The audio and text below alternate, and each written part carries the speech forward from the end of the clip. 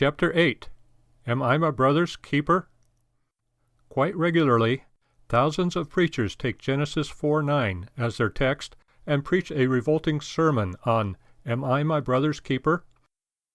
Their answer is yes, we are our brother's keeper, and we are sinning if we are not keeping him, providing for his welfare, and looking after his needs. If we do not, then we become guilty men like Cain, the first murderer. This is all hogwash. There is nothing biblical about it. First of all, the whole question, Am I my brother's keeper, comes from Cain, the murderer. The statement itself is as rotten as the man. God did not answer Cain because he did not deserve an answer for so contemptible a statement. Second, the proper answer would be, No, Cain, you are not your brother's keeper, and no man is his brother's keeper, but you are your brother's brother. You have a responsibility not to keep him, but to live in honesty, faith, and law-abiding relationship with him under God. God makes no man his brother's keeper. Certainly my brother would not take kindly to being kept by me, nor would I take kindly to being kept by him. We are both free men under God. Any man who wants to be kept by me is a parasite, and any man who wants to keep me is a dictator and tyrant.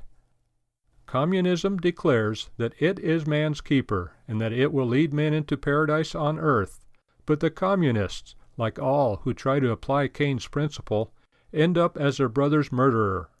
Their principle is, let us keep you or we will kill you. Our own politicians are also like Cain in their thinking. They insist that they are the keeper for all who need keeping, but they insist on doing this keeping with our money. This is the mentality of the murderer Cain, who felt that the right to take life or to leave it was his, or to keep or not to keep his brother was his right. In other words, Cain made his own law as he went along. He was a law unto himself.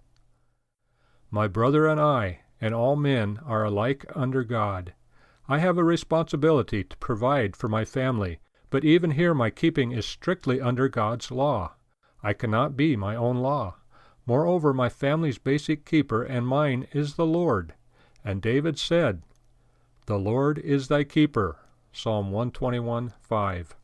As Abel's keeper, the Lord passed judgment on Cain. As David's keeper, the Lord preserved him from the enmity of Saul, and made him king in Saul's stead. He has been my keeper also. The Lord never made me my brother's keeper, simply my brother's brother, a better relationship, and we both prefer the Lord as our keeper, not Cain nor his preachers.